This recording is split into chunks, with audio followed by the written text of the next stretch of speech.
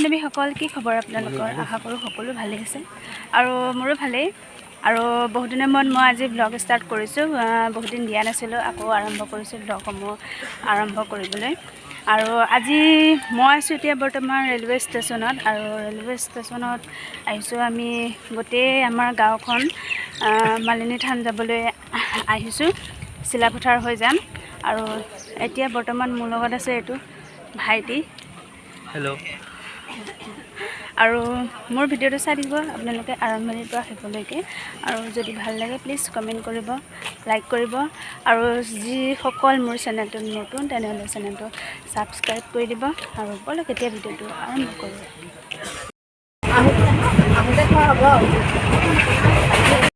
আহি পাই গ'লোহি চিলাপথাৰ ষ্টেচন। আৰু চিলাপথাৰ ষ্টেচনৰ পৰা ডাইৰেক্ট আমি যাম এতিয়া মালিনী থান। আৰু মালিনী থানলৈ যাবলৈ আমি গাড়ী বুক কৰিম এতিয়া।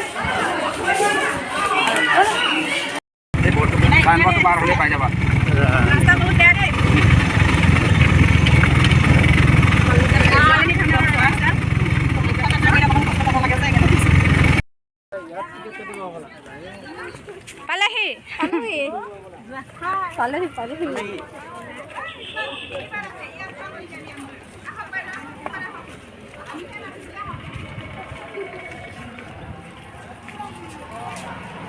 এতিয়া আমি আহি পাই গ'লোহি মালিনী থান। আৰু এয়া ধূপ চাকি বন্তি লৈ লৈছোঁ।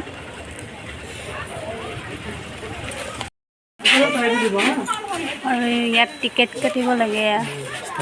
এয়া মালিনী থানৰ মেইন গেটখন। টিকেট চেকিং হৈ গ'ল আৰু আমি ভিতৰলৈ সোমাই আহিলোঁ। আৰু মন্দিৰ ভাগ আছে সেয়া ওপৰত। আৰু আগে আগে এয়া খুৰীহঁত গৈ আছে। এইফালেও ৰাস্তা আছে, সেইফালেও ৰাস্তা আছে। আমি এইফালেদিয়ে আহিলোঁ। আৰু প্ৰথমবাৰ আহিছোঁ মালিনী থান, বহুত ভাল লাগিছে মালিনী থানৰ সেৱা ল'বলৈ।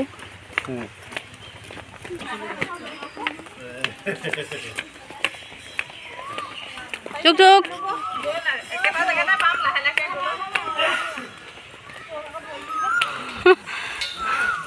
আহক। মা ভৰিখন বিষাই গৈছে।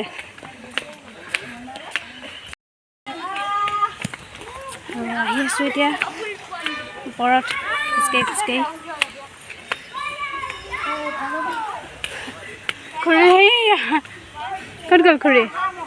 সেয়া অকণমান ৰৈ দিছোঁ। ভাগৰ লাগি গৈছে, অকণমান ৰৈ দিছোঁ। অঁ, ফুপনি উঠি গৈছে। আমাৰ খুৰী আহিবই পৰা নাই।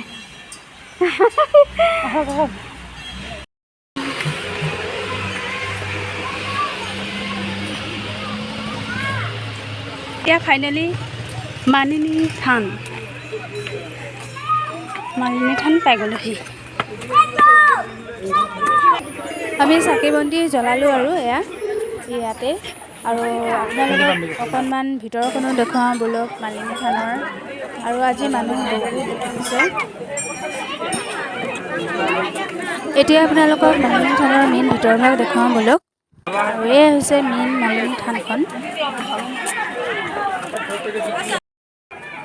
আৰু মালিনী থানৰ ইতিহাস দ্বাপৰ যুগৰ পৰাই আৰম্ভ হৈছিলে। দ্বাপৰ যুগত যেতিয়া ভীষ্মকৰ নগৰৰ পৰা ৰুক্মিণীক শ্ৰীকৃষ্ণই হৰণ কৰি লৈ আহোঁতে দ্বাৰকালৈ যোৱাৰ পথত বোলে শ্ৰীকৃষ্ণই এইখিনি ঠাইতে আহি কিছুদিন জিৰণি লৈছিল। আৰু সেই সময়তে শিৱ আৰু পাৰ্বতী এই পাহাৰতে তপস্যাত লীন হৈ আছিল।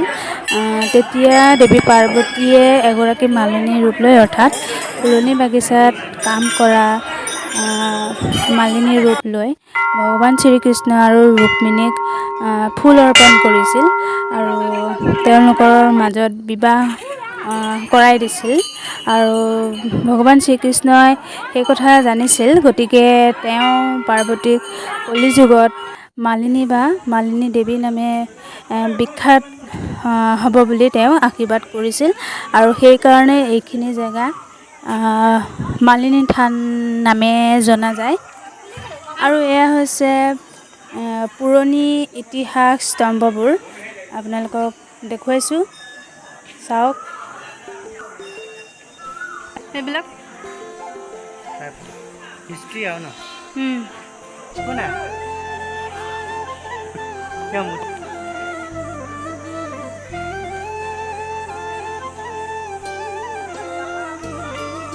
সেই নাই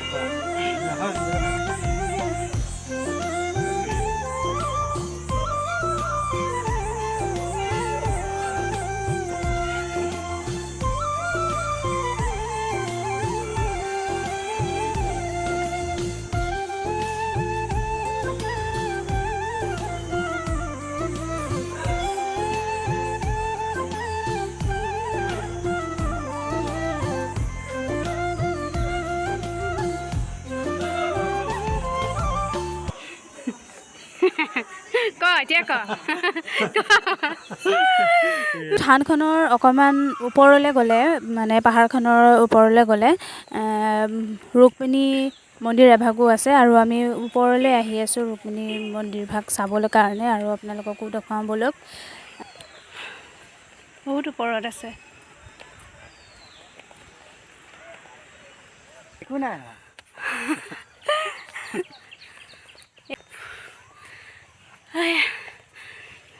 আমি ইমানখিনি এৰি আহিলোঁ এতিয়ালৈকে। মন্দিৰ ভাগ আছে সেয়া মালিনী থান।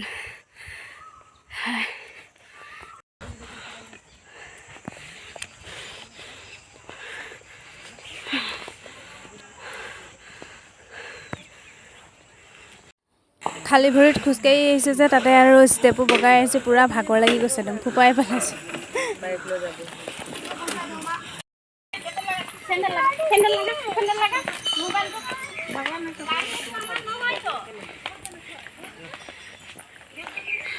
বহুত শিল ন খালী ভৰিত খোজকাঢ়িবলৈ। মা ৰুক্মিণী মন্দিৰ, আমি ডাইৰেক্ট মালিনী থানৰ পৰা আহিছোঁ মা ৰুক্মিণী মন্দিৰ।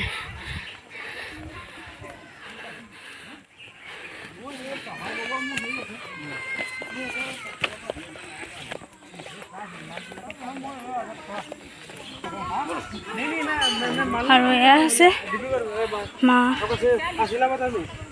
ৰুক্মিণী মন্দিৰ।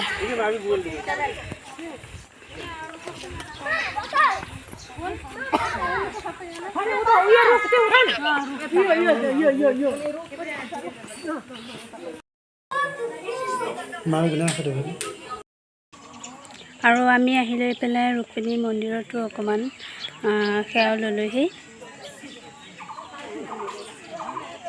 আৰু এইটো হৈছে ভিউ, ইমান ধুনীয়া ভিউটো এইটো। ৰুক্মিণী মন্দিৰ দৰ্শন কৰি পেলাই আমি ঘূৰিলোঁ। আকৌ এতিয়া তললৈ নামি আহিছোঁ।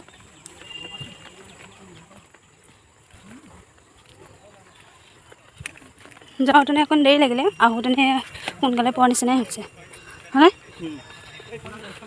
যদিহে আপোনালোকৰ মোৰ ভিডিঅ'টো চাই ভাল লাগিলে তেনেহ'লে যিসকল মোৰ চেনেলটোত নতুন তেনেহ'লে চেনেলটো ছাবস্ক্ৰাইব কৰি দিব প্লিজ, লাইক কমেণ্ট কৰিব আৰু আপোনালোকক নতুন এটা ভিডিঅ'ৰ সৈতে লগ পোৱাৰ আশাৰে আজিলৈ আহোঁ। Bye bye.